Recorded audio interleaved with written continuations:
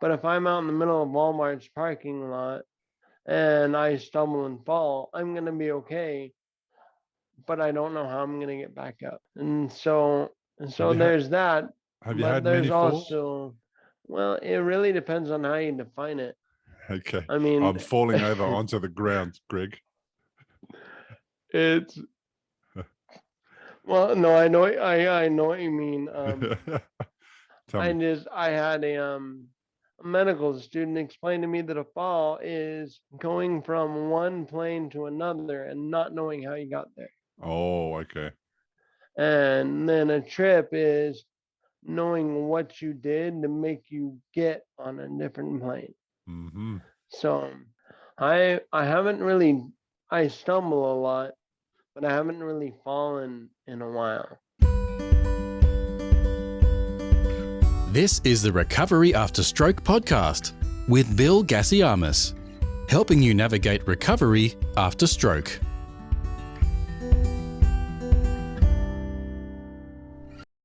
Hello and welcome to another episode of the Recovery After Stroke podcast. Recently, Spotify released a new feature which allows people to now rate their favorite shows in the same way that the Apple Podcast app allows it. So if you think the Recovery After Stroke podcast deserves it, I'd love it if you left the show a 5-star review. This will help the show rank better on search engines, and it'll help newly diagnosed stroke survivors find the show, and it could make a massive difference in their recovery.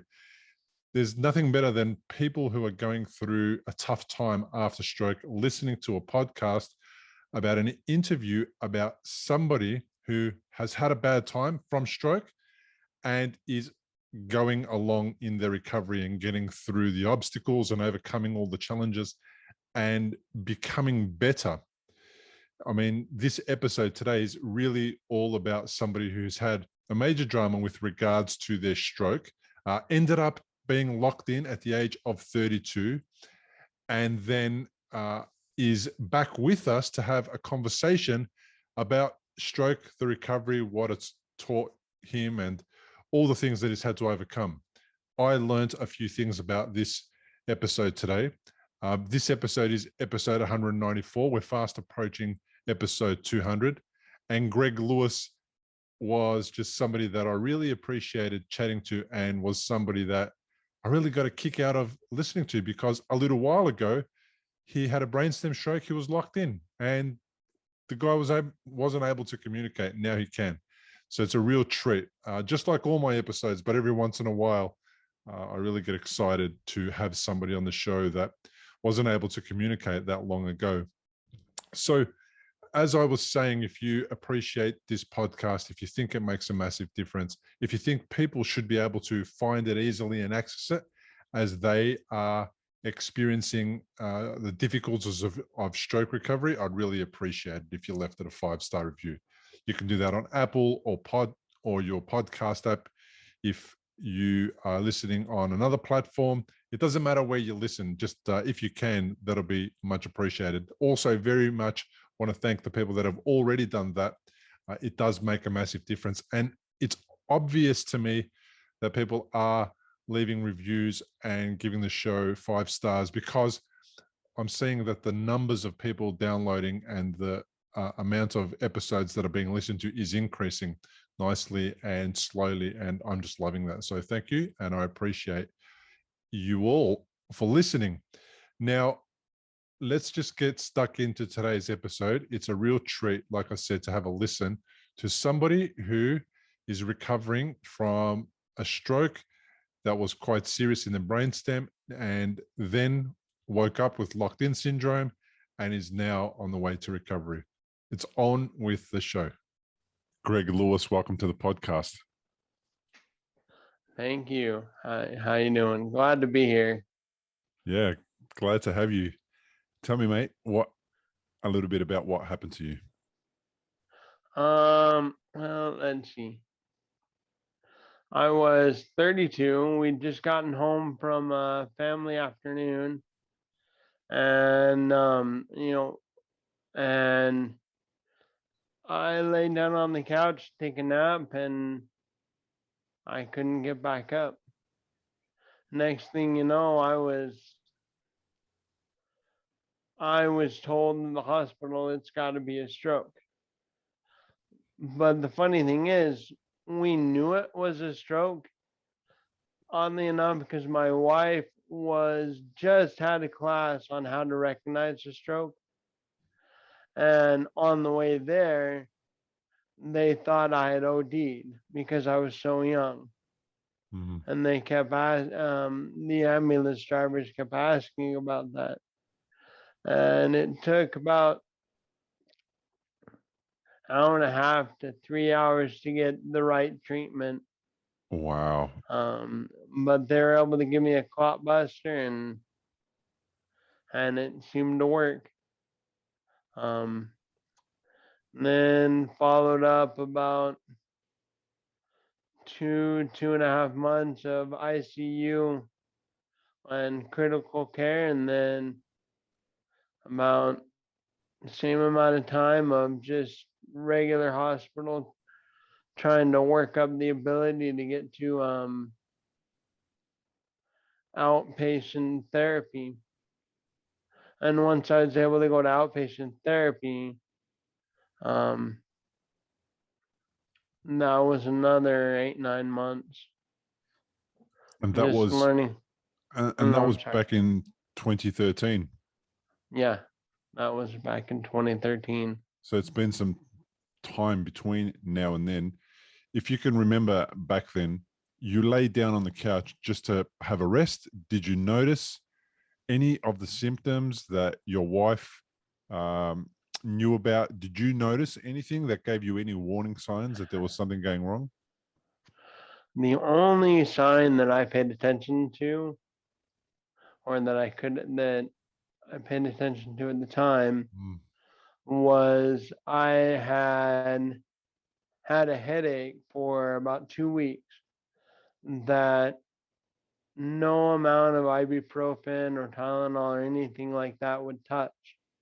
It would kind of take the edge off, but I would just gut my way through it. And other than that, no, I didn't recognize anything. Mhm.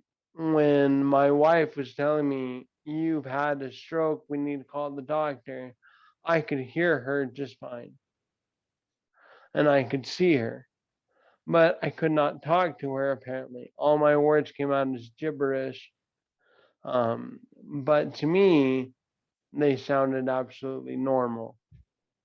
I just kept saying, all I gotta do is stand up. It's all right. I'm going to be fine. But you couldn't And do in it. my head, no, I could not. I couldn't stand up. And just like I was saying, every word I was saying came out as gibberish. And then on the ride to the hospital, all I could do was cry. Um,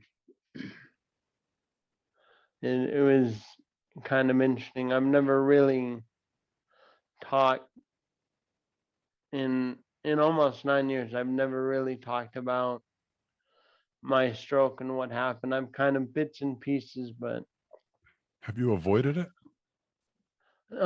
no, it's more that I mean, I guess yes, I've avoided it, but because it has brought up emotions, and when I get too emotional, it's hard to talk.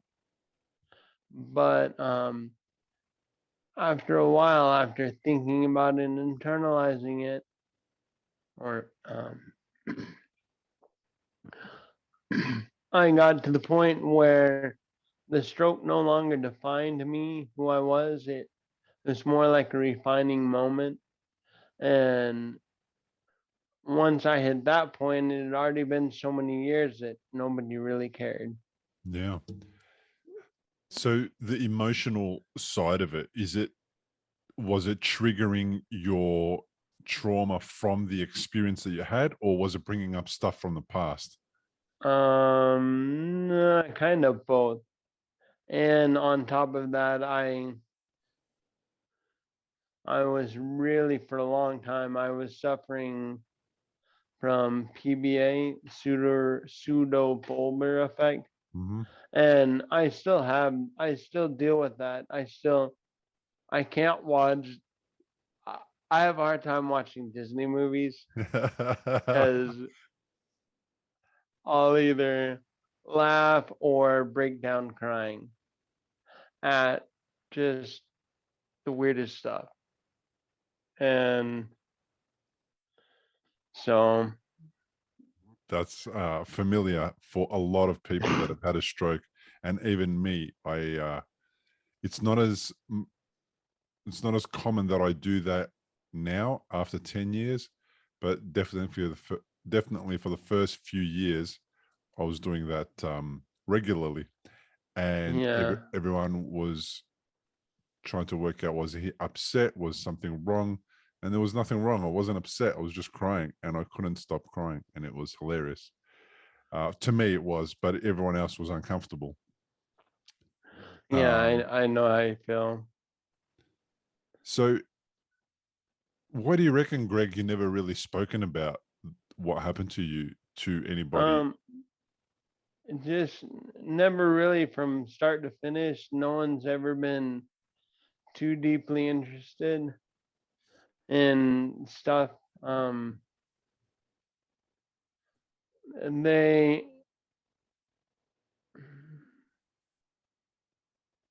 I don't know really how to explain it. I've That's never okay. really got too deep into it because one, I mean, now it doesn't really affect me to talk about it, but I know it affects other people. Mm, So I don't really avoid it. I'm just quiet about it. yeah, that's okay. So did it impact your work? How did it impact your life and change your life those early days? Oh, it's been a complete turnaround. I used to be a plumber. I was a journeyman plumber for 10 years. And, going around being very physical, doing a lot of stuff that honestly other people had trouble doing. I could do by myself. And then I had the stroke, which was combined with locked in syndrome. And I lost everything.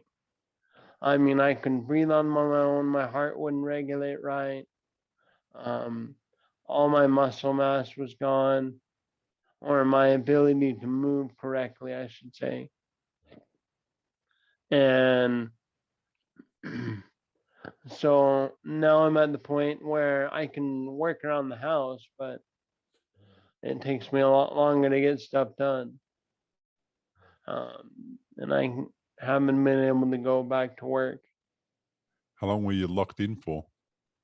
I was locked in completely where I couldn't move really anything but my eyes for about a month.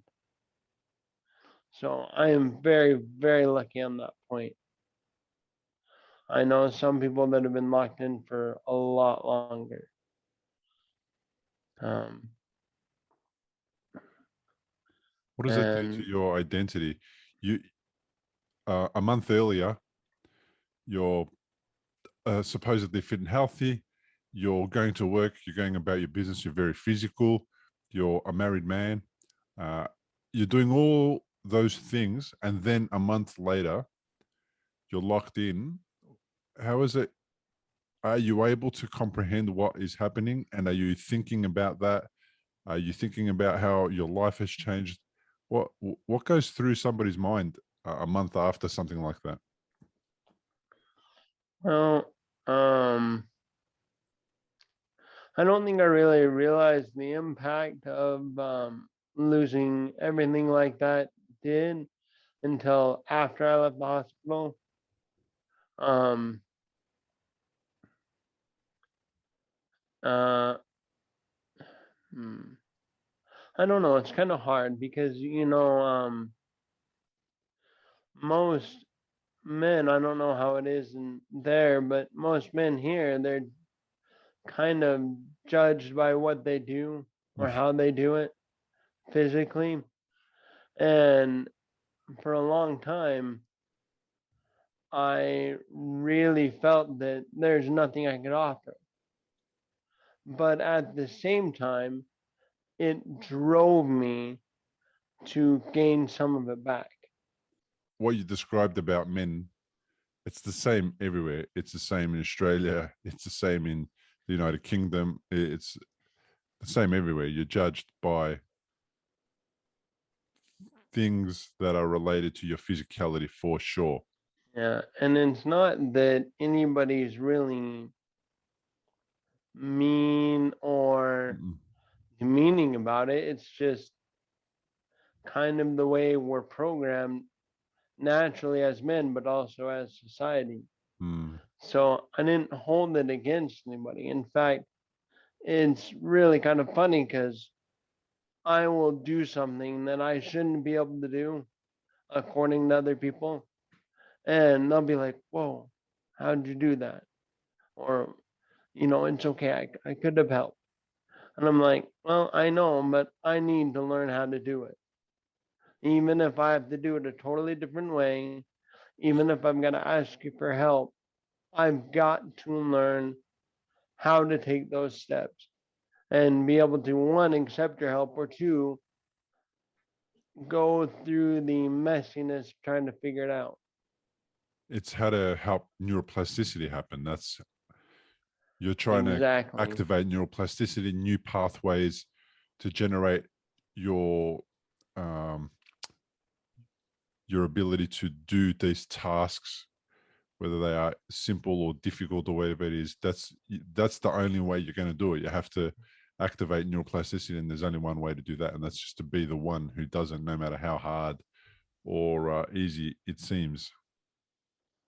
Yeah, it's that, and also what's helped me is my insane desire and memories to do stuff.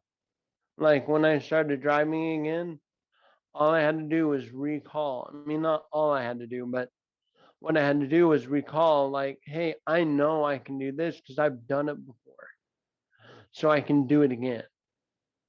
Um, and it took time, but now I've been driving and cooking and taking care of the kids and doing what I can in the house while my wife is out working. How old are the kids now? Let's see, 18, 16, and 13 So now. you guys had a busy household, and then you had a stroke, and your wife had her hands full.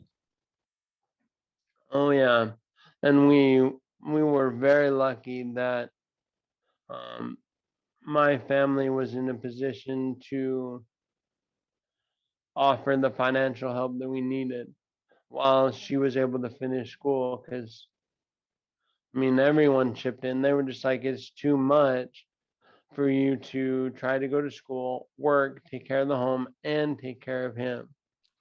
That's just too much. Yeah. How do the kid? How do the kids manage with their dad being so unwell? Were they able to work out what was happening to you? Were they curious? How were they responding? Um,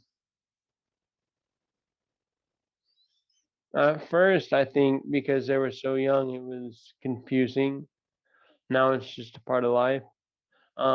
Like my son, he was so young when it all happened.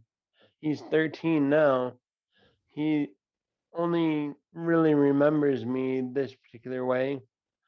Um, my daughter, on the other hand, who's a little older, remembers what it was like beforehand. Mm. But she, they've actually both told me that they they like the changes that I made. They don't really mind that I'm not as physical because I've been able to approach life differently and really change my perspective and how I show up in life, for them and for me.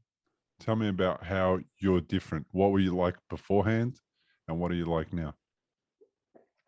Well, I'd like to think that I wasn't much different mentally. I came from a very traumatic background and or in childhood, and I would like to think that I was much the same way I am, but I know I wasn't. Um, and I have to remind myself of that. Were you violent? I Were wasn't. you angry? What were you? No, I was probably a little more strict. Ah, Um, but my kids were also young, and I've always believed that when the younger they are, the more kind of hard line you have to be. Like, hey, you've got to eat all your vegetables. Now that they're older, it's kind of like, well, if you don't like them, you're gonna live, you know. Um, so it's just softened you a little bit. It's enabled you to be a little bit softer. yeah, and I've also always believed that, hey, once they've got those principles instilled, you eat vegetables because they're good for you, that they'll live by those principles when they get older. But they also can make their own decision, no matter how hard that is for me to understand. Did you make a conscious decision to change your behavior towards them, or is it just something that happened? Oh yeah, I've totally had to make a conscious decision. Especially as they've gotten older and more independent, I've had to um, basically say, "Hey, look, this is your decision, and I'm gonna stand by you what you decide, even if I don't like it." Um, and that is not easy because you can see when they're making bad choices. You know, excuse me. You know because you've made them, and there's just some choices they have to make, and ways to learn from themselves. And learn the hard way. I can totally relate to what you're saying. I was similar. My kids were um, they were 15 and 11 at the time, and it was quite a difficult time because then my wife became everything, and she had her hands full, and I'm definitely a different dad compared to the one that I was, and I was quite strict and um, very unforgiving if the line was crossed, and they heard about it if they stepped out of line and did the wrong thing. But now it's different. We have uh, a really amazing relationship, and they get to make the wrong decisions as well. And I hate it, but that's the only way they're going to learn.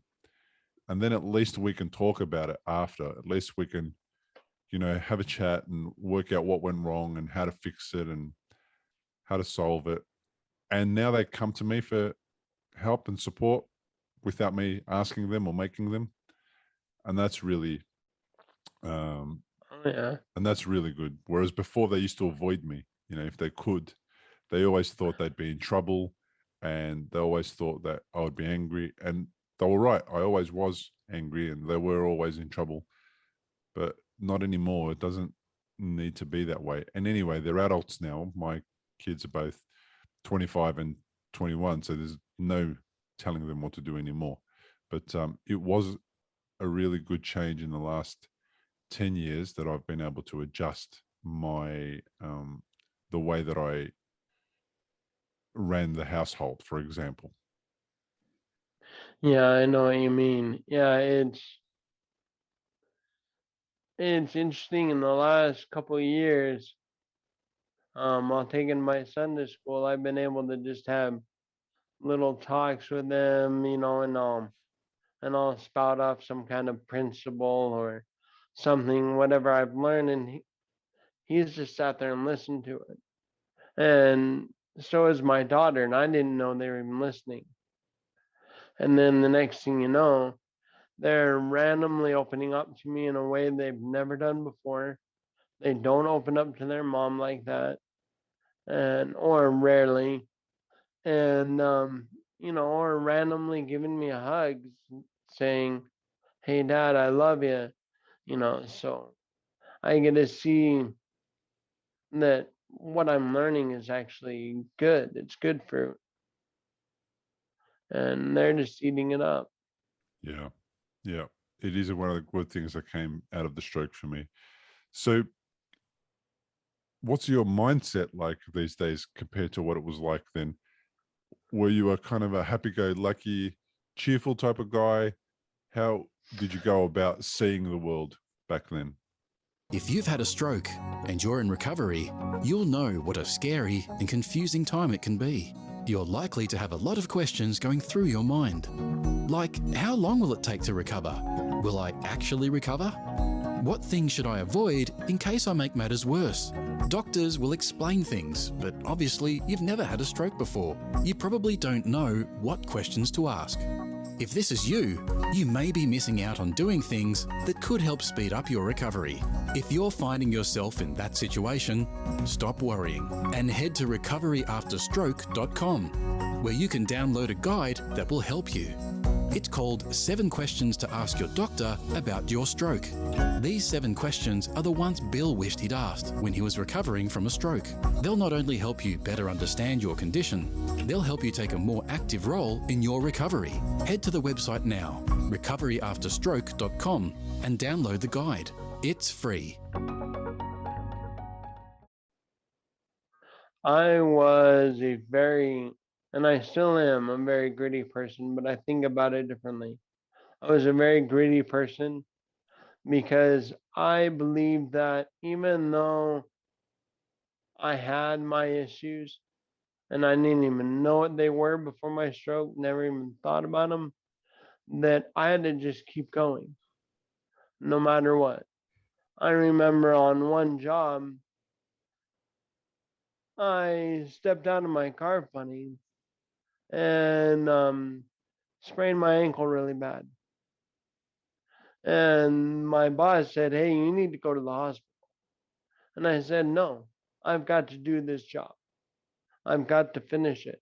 I told these people I would do it. I need to do it." Um, I'd probably still be the same way now, but at least this time I'd be like, no, I would take a minute to recover and assess the situation and figure out what I need to do that would help everyone out instead of just gutting through it all. So you're a little bit more considering of the current situation and readjusting and evaluating things rather than just going for it. Yeah, exactly. You know what you said about the gritty person that you were, say before the stroke, you know, the way that you would respond to being injured. That sounds like it might have really helped you get through and recover after locked-in syndrome. Oh yeah.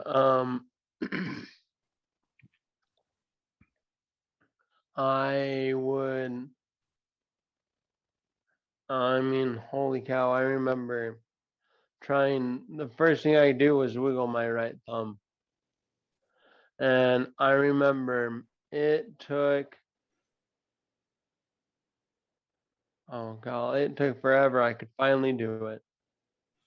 And to do it more than once took another little while. And then I remember being so distraught that we're on my anniversary because all I could do was wiggle my thumb. And that was it. I couldn't do anything else.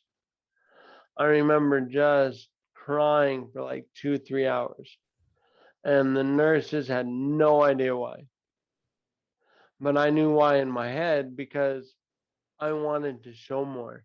You couldn't tell them that you were moving your thumb. Well, I could tell them I was moving my thumb. I just wanted to do more to show my wife or my family that, hey, I can do more. But I couldn't. And I had to figure out a way to live with that. Did you figure out a way to live with that, or did you just accept the situation as it is? Because there's no, you can't, it's the most dramatic version of accepting the things you can't change. That Exactly. moment. I learned how to accept it at that time. And the thought that came to me was when I tried to accept it was it doesn't matter how fast you race, but that you do race, that you show up and you keep going. Um, just like, what was it, Tough Mudder or the Spartan races were just starting about that time. And they had that same principle. Doesn't matter if you come in first, only matters that you finish. Mm. And it doesn't matter how long it takes. And or that you just go and you do it. And that's kind of the mindset I had for a long time. And now the anything I gain comes back super slow. Mm. Well, I mean, just for example, about a month ago, I finally got full motion or full range of active motion in my shoulder, in my left shoulder. And I mean, that took 8.5 years. So, I mean, it does happen. It just happens a lot slower. And that I've had to accept as in this is just the way it is. And that's okay.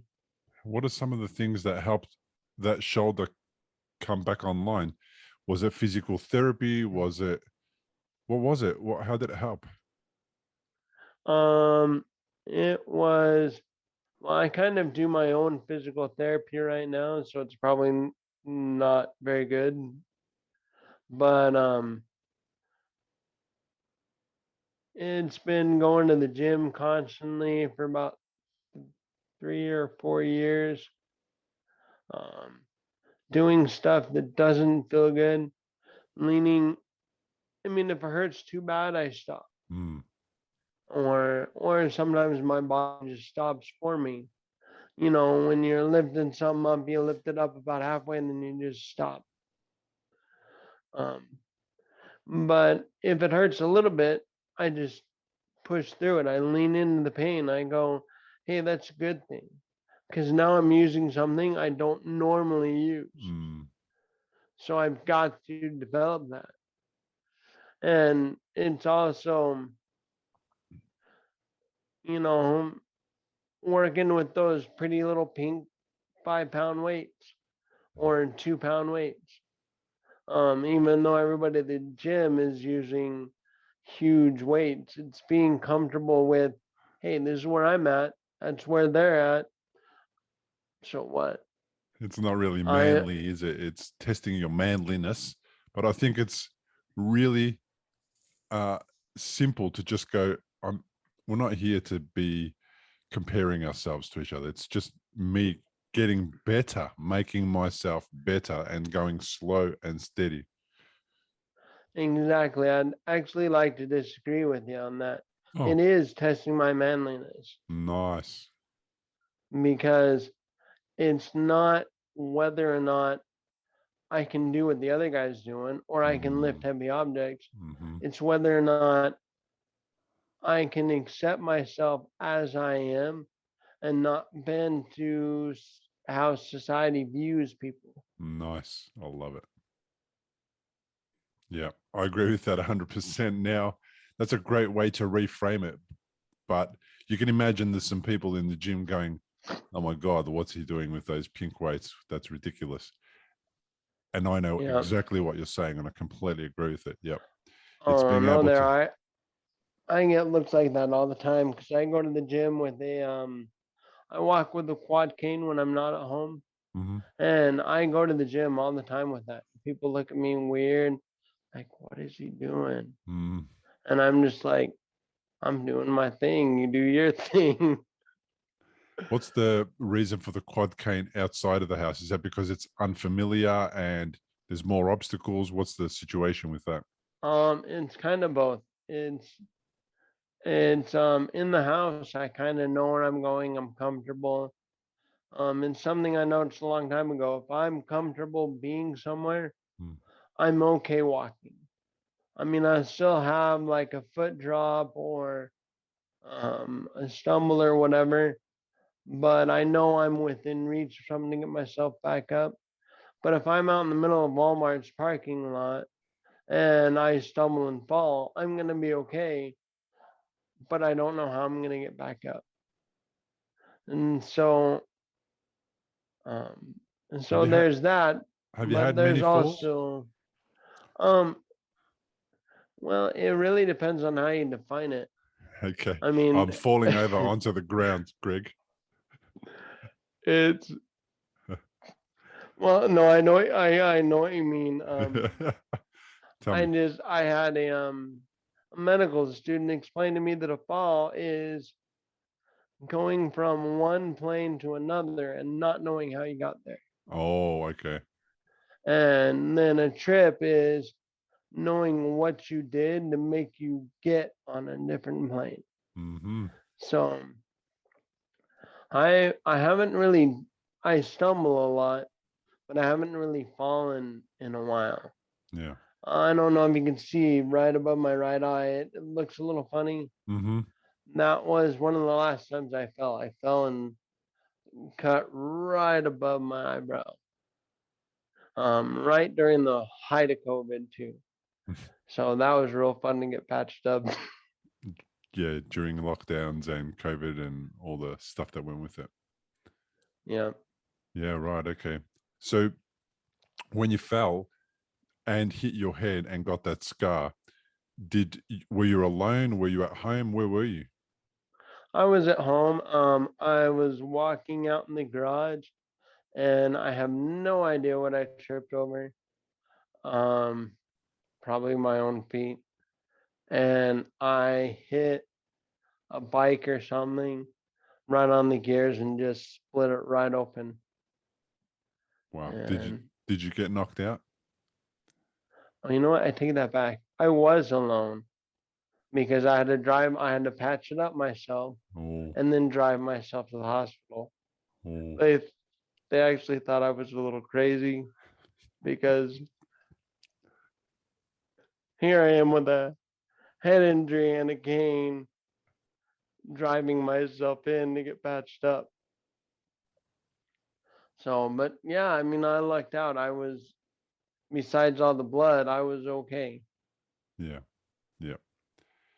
I've had a few falls, and now I like that distinction between a trip and a fall. A trip is you know how you got to the other side, and a fall, you ended up somewhere and you don't know how you got there. That's Exactly. that's a I really don't huge know. distinction. I don't know if that's correct terminology. That's just how someone a long time ago explained it to me, and I latched onto that. Hmm. Hmm. So now when my wife says, "Oh yeah, you fall all the time," no, I don't. I love it. It's a technicality, and you're going to use it and accept it, and take it and use it in your favor. I like it. Why not? Uh, it's a good thing to know the difference. I've definitely fallen after brain surgery. I fell at home a couple of times. It was pretty dramatic. One moment I'm sitting on the couch, everything's fine. I got up to take a plate to the kitchen. And as I got up, I couldn't feel my left leg. So it just collapsed and I fell down onto the floor, Oh, broke the plate, and thankfully didn't get too hurt or too damaged. But it's a very common thing and it does impact a lot of people negatively. I know somebody else who had a stroke who fell and broke her leg, and then that became a setback, a major setback for her oh in her yeah, stroke recovery. oh yeah. I mean, it's.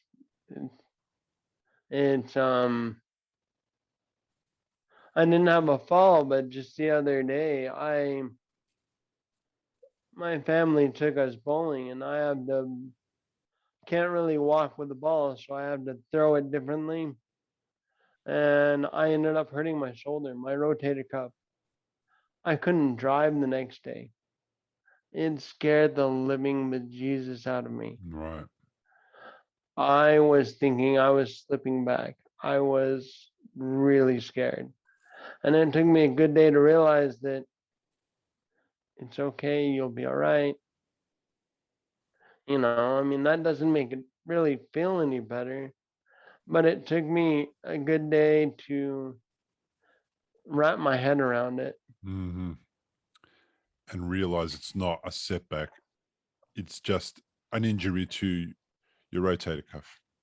Exactly. And that was pretty minor compared to what other people have gone through. Yeah. How long did it take for you to get back behind the wheel of a car? Um 2, maybe 3 years. Um Funny thing is I could just move my feet fast enough, and but it's a good thing I had most of my mental faculties around. Like I could look around and pay attention, and whatever you need for driving, I could do that. And I think that's mostly because I spent 10 years driving every day all around town for 10 hours, going from call to call. So I think it was just so ingrained, I was able to redirect traffic and neuroplasticity a little bit.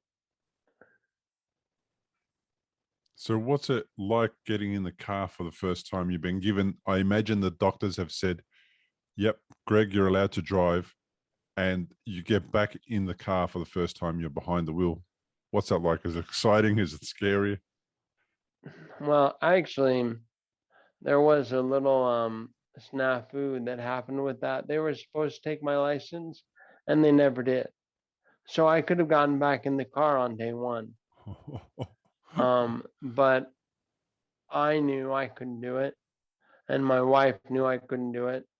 And even when I finally, when you're first learning and you take that driver's ed test, Mhm. driving test, I finally had someone do that for me, and he convinced my wife that, hey, this guy's okay. He's doing really good, excellent driving, and she did not want to. She didn't really trust me. I had to go on little trips first to build it up. But oh man, did it feel good? Because I felt like I finally had something to offer. Um, I could take the kid to school. I could go to the grocery store. I could, I don't know, drive to get dinner Mhm. if need be. And was there And any yeah, mobility scooters involved before that? Did you have some, like a little one of those little golf carty things to get you around and help you get around? I didn't own one, but I had one even after I started driving. I used them when I went to stores for a long time. But then one day I just went, no, I'm not going to use these anymore. I'm going to walk around the store. And no matter how long it takes, this is going to be my exercise for the day. I mean, my mother in law would laugh at me because she can track on your phone where you're at. And she goes, I just see you going up and down on the map at the store. So I know you're going up and down the aisle, and she's like, you're there for like 2, 3 hours. I'm like, yeah, that's how long it takes. Yeah, but you do it regardless. So if your wife says, go get some bread and milk, she has to say that first thing in the morning so she can make sure that you're back by lunchtime. Yep, pretty much. um, why does your mother-in-law track you? Oh,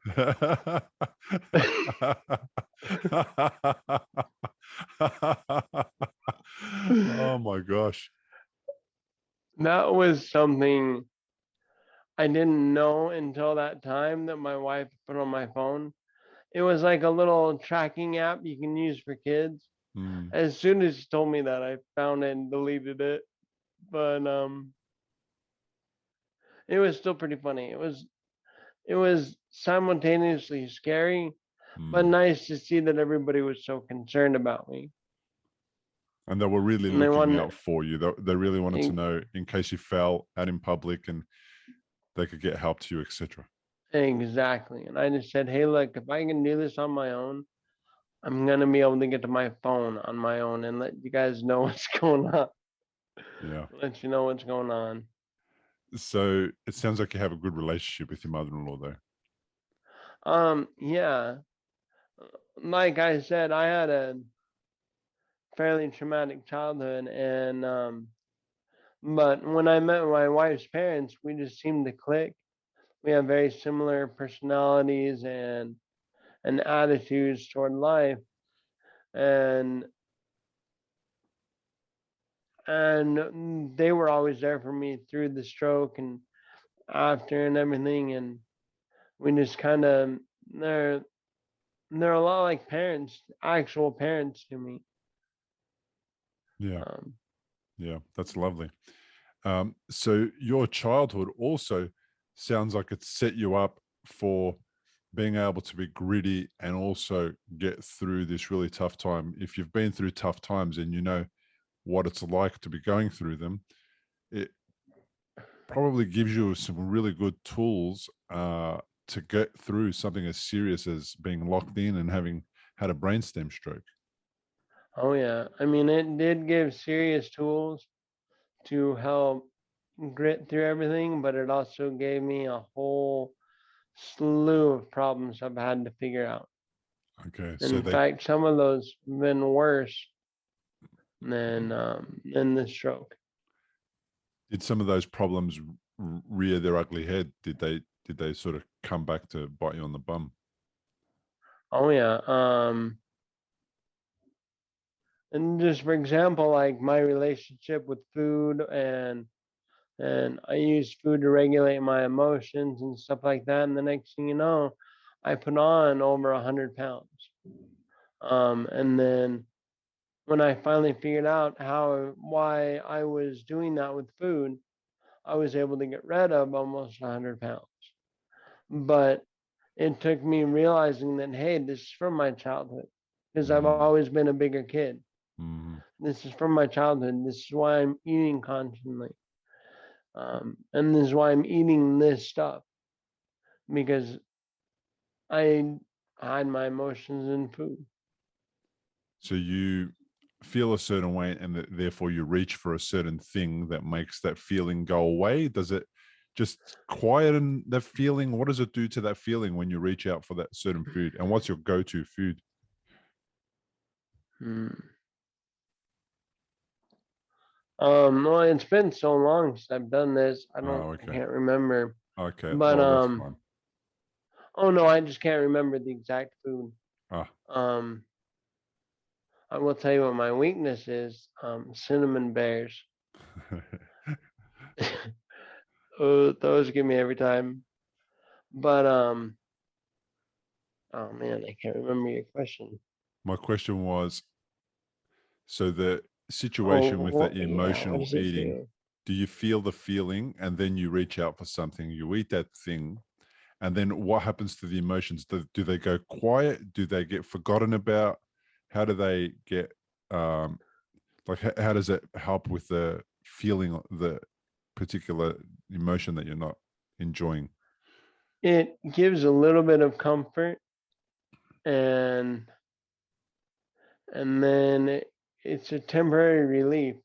It's Mm, kind of like, oh yeah, I feel a little bit better. I feel a little bit comfortable, and then it goes away. So you eat more, and then you have that feeling come back, and you do that basically until it goes quiet, settles down, or you deal with the emotion.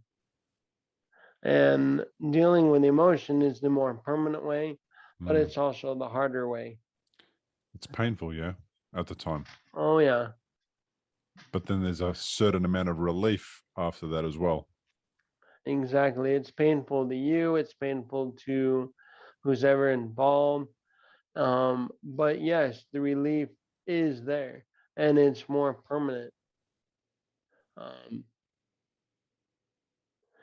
And when I would eat to feel my feeling or get rid of my feelings, I would still feel the weight of the emotion. But it would be temporary relief.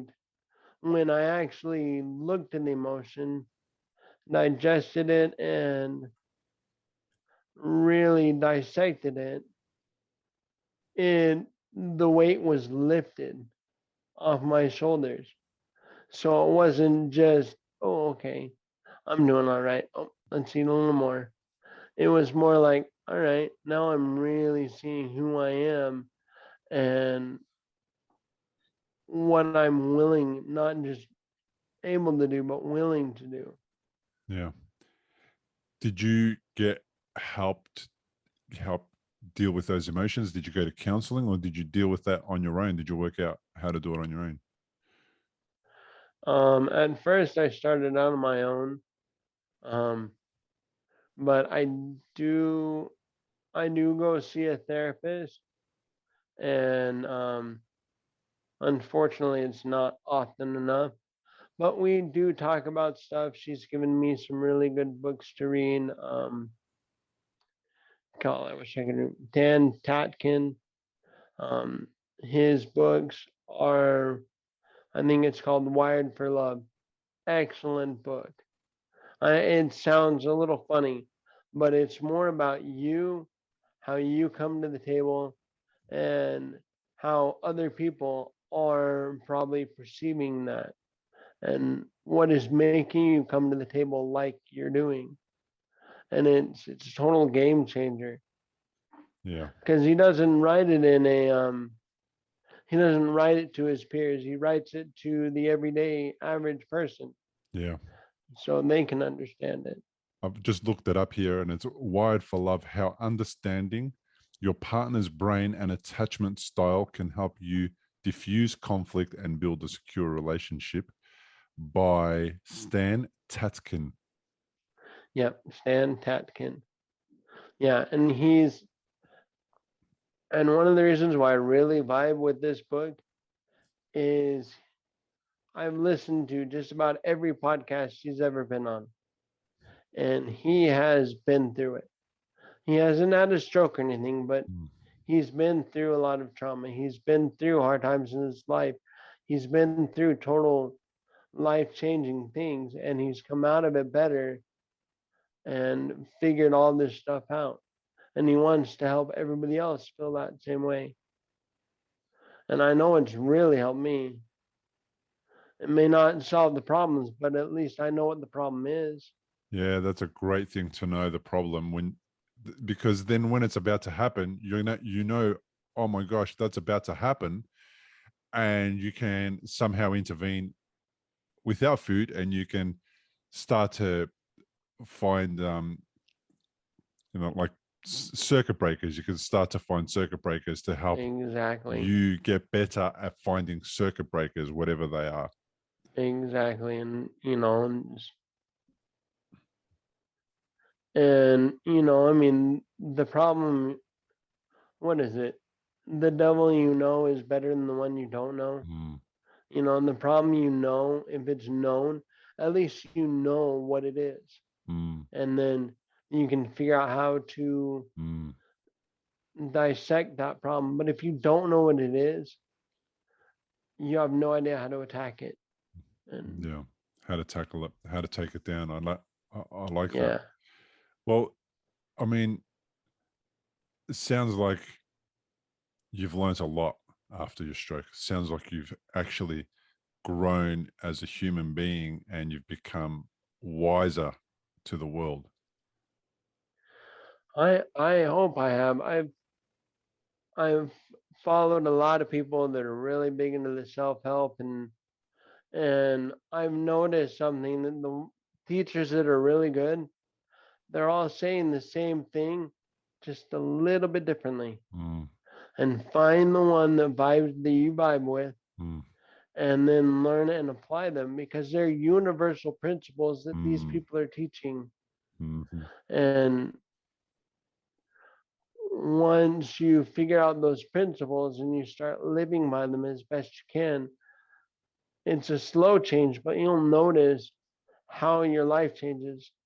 But the biggest and quickest change is yourself, how you approach stuff. Mm. And you just have this new, hey, I know what's going on. I know what I can do.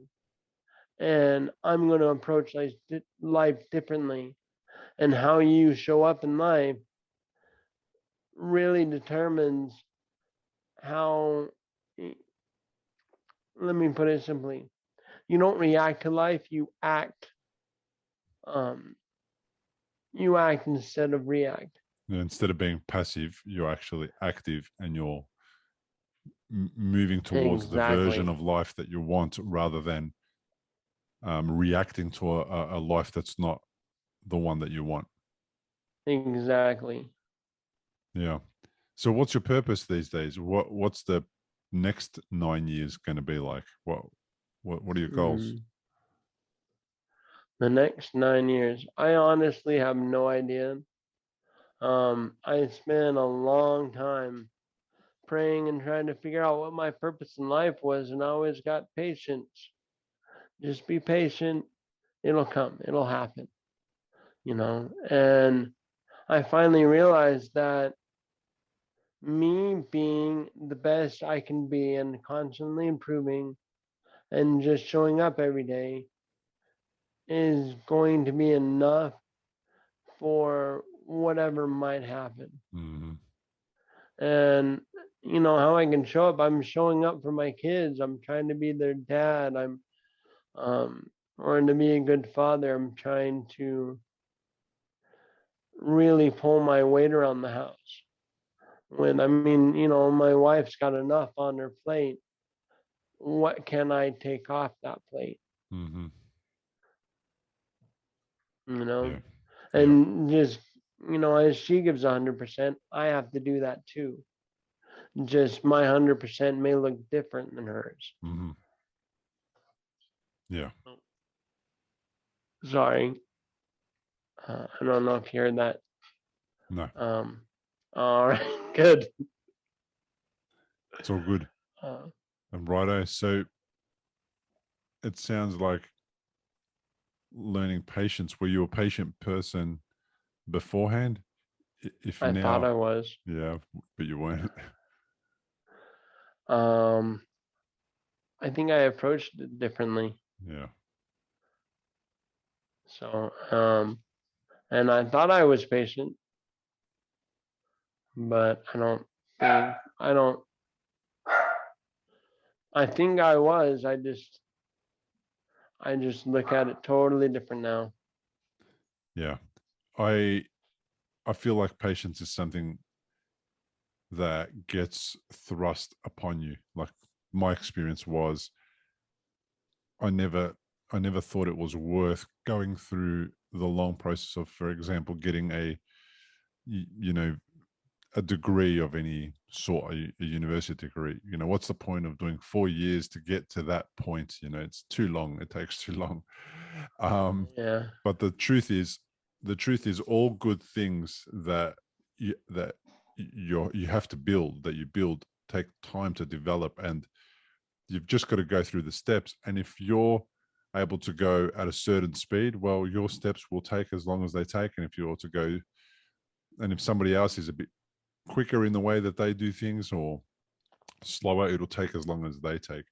And patience is a great thing, because for me anyway, I've learned that all I have to do is a small amount every day. I don't have to do large amounts. And then I have to just reflect on how much I've done in the last 2 days, and then in the last week, and then in the last month. And that little bit, just little bit adds up to being something really massive in a year or 2 years. And it doesn't matter that it oh, took 2 years, exactly. but it just matters that we're doing those little bits towards the goal. And eventually we chew off enough that we've got to the end of that, and we just have the last bite.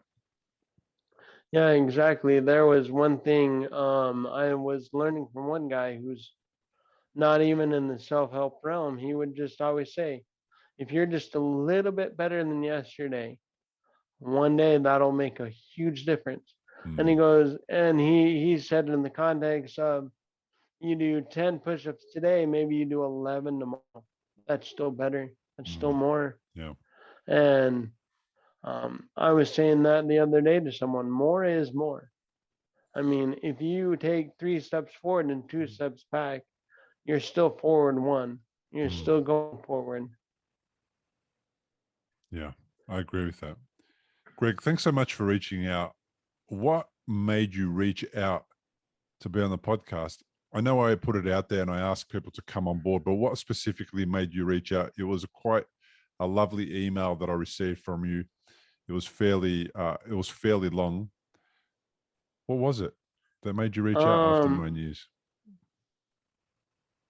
I honestly don't know. I had just been listening to your podcast, and it was the first one I'd ever really heard about this or heard like this. And I honestly, I can't remember which episode I listened to, but I just finished the episode and I saw that, oh, hey, I can reach out to you. So I did it. And then ever since I sent that email up, I've been 100% doubting myself every day. Um, I've just been going, there's no way I can do this. You're not special. And while I know I'm not special, I was like, no, I've got something I can share. I've got to have something. I'm sure that's what everybody else was feeling like. What am I going to share? What am I going to do? And I just realized, after 9 years, it's time to break the silence and share something and speak out. Yeah. Oh, I really appreciate the fact that you do that. I'm telling you now, there are stroke survivors that have had a brainstem and that have been locked in, that are listening to this right now, and they are lapping it up. They are saying, "This is fantastic. This is exactly what I want to hear." The great thing about it is that you are 9 years down the track, so there's an unbelievable difference between being locked in and being where you are now. Oh, yeah. And people need to know what the future for locked in syndrome sufferers is going to be like, because it's not going to be locked in forever. It's really important that you came on and shared this. So, and you're not special, and none of my guests are special. I'm not special, but what we do is special. Sharing the stuff that we share, that Exactly. is special. Exactly. Um, I always wanted to share something. I've always had this feeling that I need to be smart and profound and have everybody think that. And that's something from when I was a kid that I used to think. And that's still with me every day. And I'm like, I don't have to say anything profound to be, I don't have to think it's profound. It No, can be just something totally average that I think that someone else finds profound or smart or whatever. Beauty is in the eye of the beholder. absolutely. Um, so what this art means to me may mean something totally different to you, but it still is the fact that it holds meaning. Yeah. Yeah. And, that thing that you said that seems benign to you could be the thing that somebody has been waiting to hear for such a long time, and it turns their recovery around. And the reason it's benign to you is maybe because you had a lesson, you learned from that, you moved on, and now you're 9 years down the track. So now it kind of seems like everyday life, it's run of the mill. But when you first heard it, it was like, wow, I needed to know that. That was amazing. And that is what I find a lot of people get. And they contact Yes, me like you exactly. do because they've been listening for a year or two, but it was that episode, it was that question, it was that answer that made them go, wow, Exactly. I need to reach out or do something or speak to somebody or make a change. And that's why we have these conversations, and they're always a similar format. We talk about what happened at the beginning so that people can understand that it's pretty shit at the beginning. And then we talk about Oh what it's yeah. like a little bit after and how things start to improve. And now that you're 9 years down the track, man, and you're still getting improvements in your shoulder, that's amazing. Yeah. That is Oh brilliant. yeah. Yeah, I couldn't even walk after a year or just barely with the walker. And they're like, well, all the doctors were like, well, that's all you're going to gain. And I said, this isn't all I'm going to gain. Mm, There's no way. This is not all I'm going to gain. I will not let it happen. And I, whether I get it physically or mentally, I didn't care. I just knew I'd be more. yeah. Mate, on that note, thank you so much for reaching out and being my guest. And also thank you so much for reaching out and sending me the email that you did. I really do look forward to them. I love it when people reach out and send me emails and ask to be on the podcast. That's exactly why I set it up, to give people like you the platform to express yourself after 9 years and to break the silence. Oh yeah, I'm so appreciative of your podcast. I randomly looked it up one day. I have never searched for podcasts like this before. Randomly searched up and I fell in love with it instantly. It's just exactly what I needed to hear. And I mean, you're out there doing it, and that's what people need. Yeah. Thanks again for being on the podcast. My pleasure. Thank you for having me. That's a wrap, Greg. We've done it, mate. We got to the end. Toilet breaks, all sorts of things happened during that interview, but it's all good. I'm going to edit this and then I'll send you an email, let you know that it's done. And I'll also put you, I'll tag you on Instagram, and then we can chat about it, mate. Feel free to reach out anytime. I'm more than happy to chat with you at any time about anything. Send me an email, whatever you like. And if you need to stay in touch, please do. Oh yeah, thank you. I will. Oh, for Instagram, I have a totally different handle. I don't go Okay. by my name. I go by 22 Cheapster. 22 Cheapster, yeah. 22. It's a little different. Yeah. It's not centered on the stroke. Okay. Okay. Done. I've followed you, and I'll tag you when the time All right, comes. I appreciate it. Probably about 3 or 4 weeks away, I'd say, because there's a few that I've done. So it's about 3 or 4 weeks away before it's ready. No problem. Take your time, man. Thank you. My pleasure. Be well, man. All the very best. All right, you too. Thank you. Bye. Well, thank you so much for joining us on today's episode. I hope you got a lot out of it. I learned something, that's for sure. I hope you did. And isn't it just a treat to hear somebody who was locked in from a serious brainstem stroke speak and tell his story and tell us how he's coming along in recovery. Unfortunately, brainstem strokes seem to go hand in hand with locked-in syndrome, and at least people are getting through them and overcoming them and getting back to life. And that's just a real amazing thing for me. And I really hope that it inspires you as well. Now, if you're watching on YouTube and you can, please leave a comment. I love to read comments from people. And if you're watching on YouTube and you want to get notified of new episodes, hit the notification bell and also hit the thumbs up, give it a like, and let the YouTube search engine also rank the show better and give the podcast access to more people so that they can appreciate the amazing stories that the stroke survivors are sharing about their recovery, and also the caregivers, because there's a few caregivers that have been on the podcast and they also need information and hope about stroke recovery. So if you can interact with the YouTube video as well, I would really appreciate it. It'll make a massive difference. So thanks so much for listening again. I really appreciate you being here. Thanks so much for supporting the show and for commenting and for sharing the episodes and letting people know about the podcast and that it exists. I love being here for you. I hope that you love the podcast as much as I do too. Thanks for being here, and I'll see you on the next episode.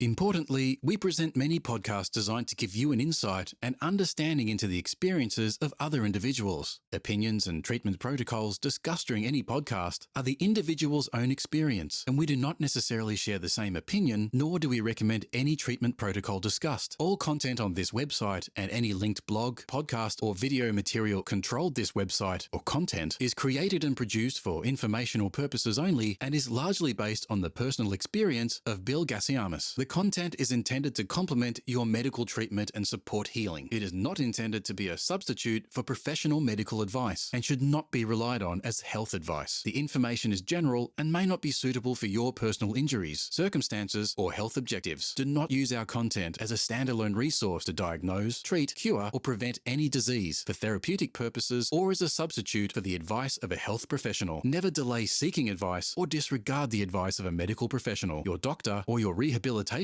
program based on our content. If you have any questions or concerns about your health or medical condition, please seek guidance from a doctor or other medical professional. If you are experiencing a health emergency or think you might be, call 000 if in Australia, or your local emergency number immediately for emergency assistance, or go to the nearest hospital emergency department. Medical information changes constantly. While we aim to provide current, quality information in our content, we do not provide any guarantees and assume no legal liability or responsibility for the accuracy, currency, or completeness of the content. If you choose to rely on any information within our content, you do so solely at your own risk. We are careful with links we provide. However, third-party links from our website are followed at your own risk, and we are not responsible for any information you find there.